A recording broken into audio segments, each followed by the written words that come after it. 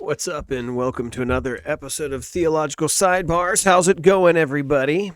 Here we are. We're going to be doing something a little bit interesting, a little fun, just to think through today. Are all sins equal? That's the question. And look, here's the deal. This is a topic that we touched on just briefly on Sunday, and I wanted to make this video because I think it's a very misunderstood topic. It's one that I remember as a kid being told that that all sin was equal, or at least my understanding, whether I was told it or not, for some reason it was given to me. And I think this was gained from youth group or something like that, that all sins were equal.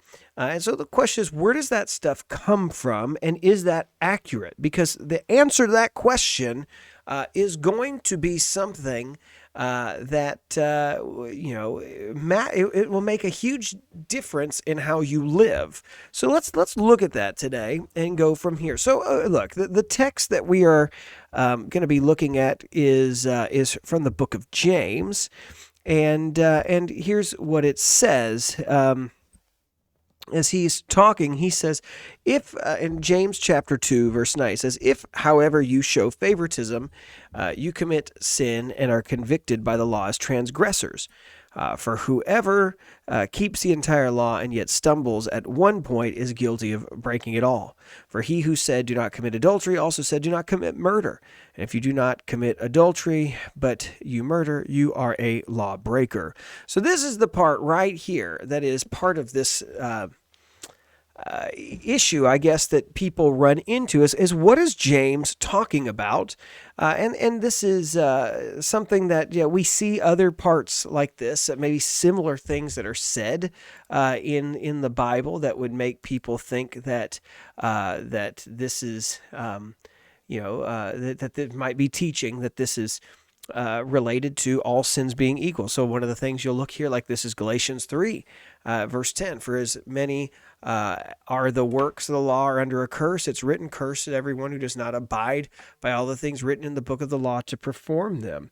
And so, that's actually a quote from the Old Testament about the nature of the book. But what is this, right? Is this what James intends to be talking about? Is this idea that all of the law is equal? Because when you look at verse 10, if you're not careful, you might kind of read it like whoever keeps the entire law yet stumbles at one point is guilty of breaking it all, in the sense that one little one is going to blow it all up, and it really doesn't matter, right? And I think this is kind of where people come from, is it really doesn't matter whether you sin big or you sin small, you're going to be guilty of breaking the law.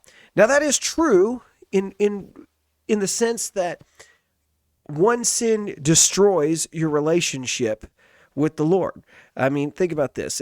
Biblically speaking, though, all of us are already condemned.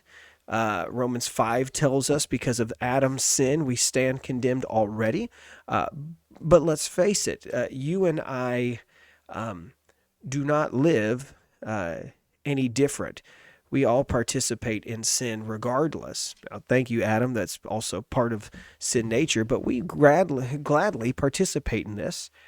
And because we do, we sin. And when you sin, your sin, whether big or small, has shattered that relationship. It has broken. You are now considered a lawbreaker.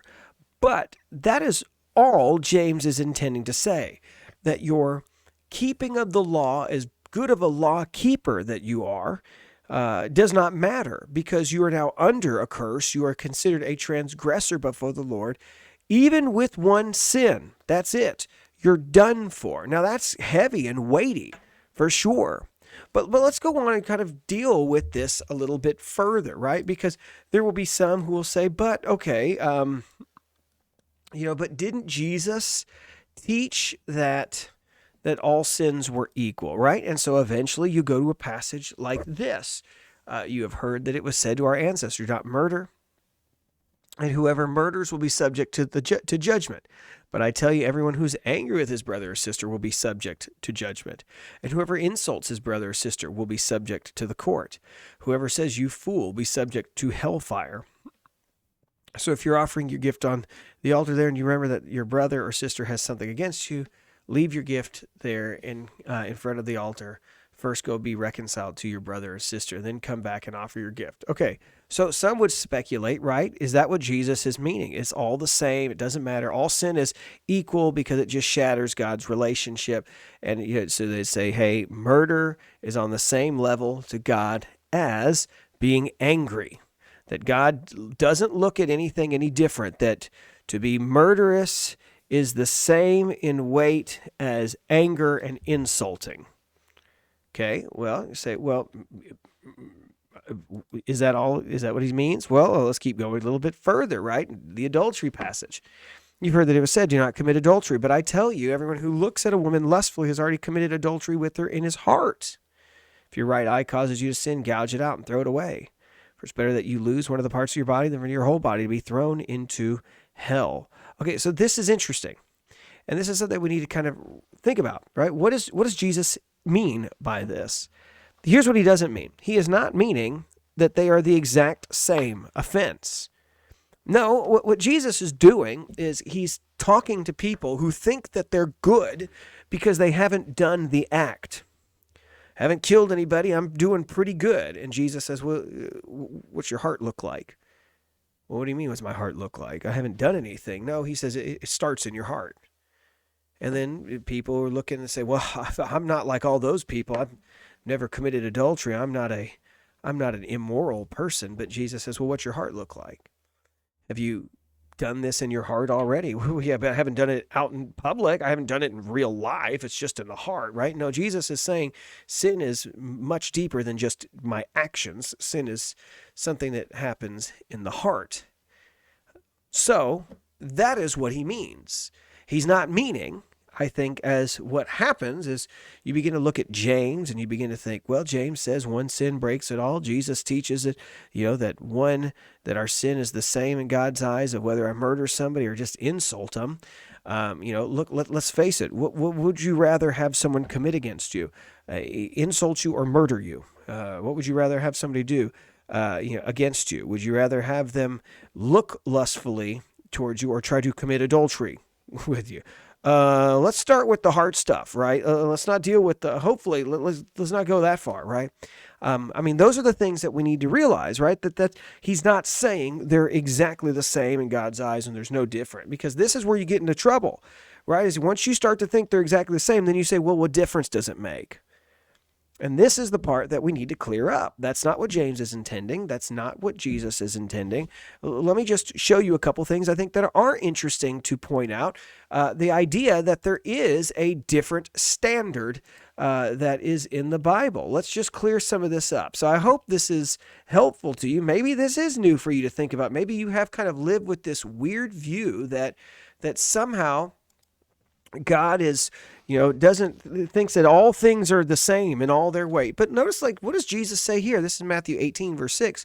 Whoever causes one of these little ones who believe in me to fall away, it would be better for him if a heavy millstone were hung around his neck and he were drowned in the depths of the sea. Woe to the world because of offenses. But notice what else that he says. He says, for offenses will inevitably come, but woe to that person who the offense comes. And then he goes and kind of a similar thing that he talks about with those, with dealing with those temptations and things like that. But do you know what he's saying right here? This is what he says. This is how serious this sin is, right? It's how serious this sin is when you mess with these people, when you mess with these little ones, right? It would be better. And now Jesus, seems to be talking about maybe even just little ones, just little Christians, but there also seems to be just in general of how you treat children, right? Notice this one. That's Luke 17 is what I want to get to. Luke 17, offenses will certainly come. Woe to the one whom they come. It would be better for him if a millstone were around his neck than he were thrown into the sea for to cause one of these little ones to stumble. Okay. So Jesus is making it clear that the things that you do against little ones, it would be better for you to have a millstone, giant, huge stone tied around your neck, and you just drowned at sea for the what you have done. That's a serious thing. He doesn't just throw that for every sin, right? There are certain things that are in a higher degree of, I would say, of gravity, of what their consequences are. Don't mess with children. And the scriptures are very clear on those things. Right? And that's what we want to see, that the sins are equal in that one is enough to shatter the relationship with God. It will shatter. It's over. And that's why we need the gospel, is because none of us, all of us are cursed now under the law because of our sins, right? Sin is a huge problem. Small sin is a huge problem. Big sins are a huge problem. But the Bible does not say that small sins and big sins are equal. No, they're equal in that they pull me away from God. I pull further and further and further. They're pulling me equal in that direction, away, but not how far they pull me away, right? My lies will pull me away, but there are certain things that will pull me further than that. There are certain things I can do that are even worse than that. And that's something that you'll see even how the law is structured in the Old Testament, right? So let me give you, one of these ones for you. I just want to give you an example. This is just from the Torah, but notice in here, you'll see you're to keep honest balances and weights. And so you just see here, make sure that don't be unfair. Make sure you keep honest balances, weights. And then you get into chapter 20, and it says, anybody who gives any of his children to Moloch must be put to death. Meaning child sacrifice, kill him. Okay. And then he goes on to say, whoever turns to spirits or spiritists or prostitutes himself with them, I'll turn against that person, cut him off from his people, right? Then you find that if anyone curses his father and mother, he must be put to death. He has cursed his father and mother, his death is on his own fault. It's like, that's a huge deal there. There's certain consequences to these sins. If a man commits adultery with a married woman, if he commits adultery with his neighbor's wife, both are adulterers. An adulteress must be put to death, right? So there are certain things that they require death for the action, but not everything is required of death. So you can read through 20 sometime, you can just continue to see there are things that are death, and there are certain things that just means you're shunning and you're put out, right? That, there are certain things that don't require the same kind of degree of punishment, right? There are certain things that you'll see that not everything is you must be killed for it, right? There are certain things that you got to do, but they don't carry the same kind of weight. So that's what we're trying to get to, just a better understanding of what it means to follow the law, what it means to understand our sin and how it relates to God. Even think about this, like Adam and Eve, they transgress. It's one little sin, right? I eat the fruit, but he doesn't immediately kill them. Now, granted, he gives them death that they will no longer have access to the tree of life to live forever, but they will then die. And that is a punishment in and of itself. But it's not the same thing. Like here's I'll give you one more while we're at this, while we're talking about it. It's the same thing that you see when you get into the Noahic covenant in Genesis. So when Noah comes out of the ark, God makes this covenant, and notice what he says. He says, I will require a penalty for your lifeblood. I will require it from any animal, from any human. If anyone murders a fellow human, I will require that person's life. For whoever sheds human blood, by humans his blood will be shed. For God made humans in his image. You be fruitful and multiply, spread over the face of the earth. So, and then you begin to realize, even throughout the Torah, there are a lot of weird things going on, a lot of different weird sins and taking place, but not all of them are seen to be punishable by death. Then again, punishable by death is, you kill somebody made in the image of God. There is a harsher punishment. So all that to say is, I hope that this was just a good kind of intro to just see that there's a lot more going on there. That this is not just they're all the same, they've all been flattened out. No, you and I all know just in practice that that's not the case, right? We all know that there are certain things that are of higher degree of importance. There are a higher degree of of what they can do to destroy your life. And that's even in the scriptures that we recognize that there are things that you can do that are worse for you, but they're all bad. All of them bad. You don't want people to be liars. You also don't want people to be drug users, right? You don't want people to be, you don't want to raise people who are adulterers and murderers. Just like you don't want people to be, blasphemers, and you don't want them to be, but there's certain things that you have to say, like, some of these seem to be much worse than the others, right?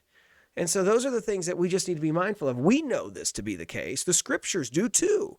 But we can't take this, flatten it out, kind of it all is equal. Once again, it's equal in that they all destroy our relationship with God, but not to God. We should recognize that God still cares about what we do. And if you're here listening thinking, well, it doesn't matter whether I do the act or I just do it in my heart, why not just do the act? Don't do that. There's some consequences for that stuff. Deal with it in the heart, get it over with, get it out of the heart. That's what I mean. Don't get it over, like just get it done with the heart. No, I mean, deal with the heart. Get it rooted out of your heart. Don't let it go further. Those are things I really want to encourage you. All right, so hopefully this was interesting or helps you a little bit more. If maybe you were taught this, let me know. Put in the comments below. But I do hope that this begins that, maybe you go and you'll see that now. You'll see those harsher punishments for certain things and not, that you'll see different things talked about in the degree of their weightiness. But remember, sin is serious. All of it is. And so we shouldn't discount the little things too. Like those are big things that God wants us to get rid of in our lives. So guys, I hope this helps. Talk to you later.